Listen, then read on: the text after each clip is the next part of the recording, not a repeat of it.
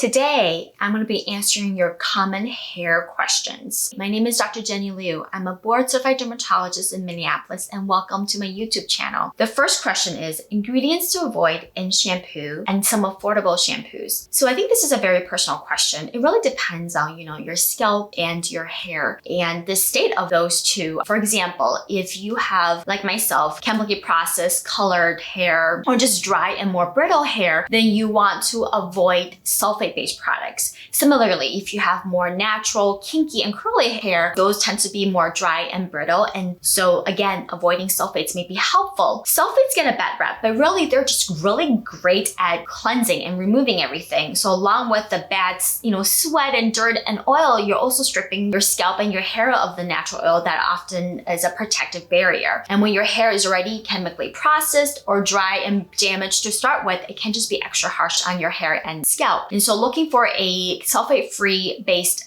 shampoo can be helpful in those situations. And if you have eczema, I recommend going with, again, dye and fragrance-free products, similarly to how you would tackle skincare. Some of the affordable products that are over the counter that I recommend frequently to my patients are Shea Moisture. They're really made for individuals with curly and kinky hair. I really love Dove line of shampoos. They have more hydrating ingredients like glycerin that won't really strip your scalp and your hair of the oils as readily when you're shampooing. And another brand that I really like is called OGX, and they have some great shampoos that are very affordable and are great for various different concerns, including those who have fine hair. Another ingredient to consider avoiding if you have fine hair is a dimethicone. I feel like silicone-based ingredients kind of have this love and hate relationship on social media. Some people really love it, some people hate it. It's one of those things where it just really depends on you. Dimethicone is great because it can really grab onto your hair and form a coating on your hair. So it's really helpful at softening and smoothing hair, like for flyaways, and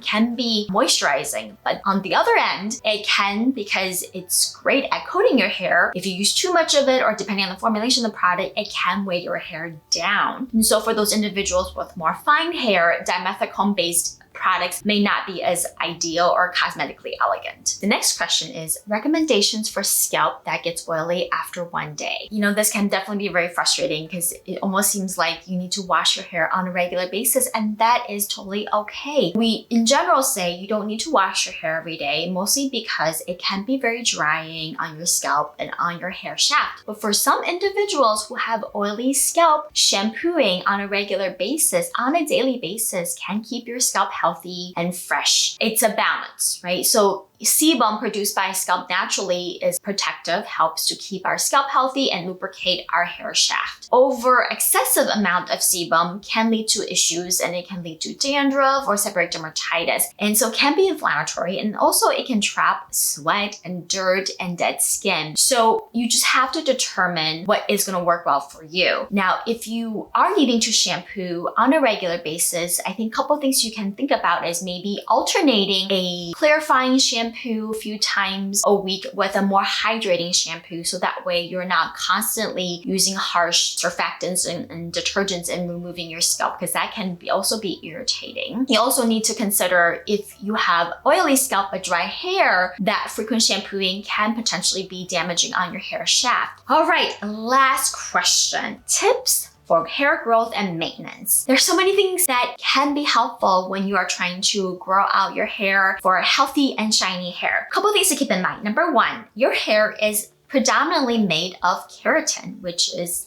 protein. To really establish a healthy base, you need to, in addition to making sure your scalp is healthy through taking care of your scalp health that we mentioned earlier, is also making sure you're eating a well-balanced diet full of, healthy fats and protein. It doesn't matter how expensive or how fancy of hair products you're using on your hair, but if you are nutritionally deprived, you're not going to grow strong, healthy, and shiny hair. Getting regular trims are helpful. helpful to remove the hair that's damaged just to maintain healthy hair and stronger hair. Cutting your hair doesn't stimulate hair to grow faster. Our hair grows on average about half an inch a month, but when you're getting regular trims, it just sustains your hair shaft so that way it's less likely to break. And then similarly, taking a break from coloring, chemical processing, and blow drying and use of other heat styling tools. And if you do need to do that, make sure you're using a heat protectant spray.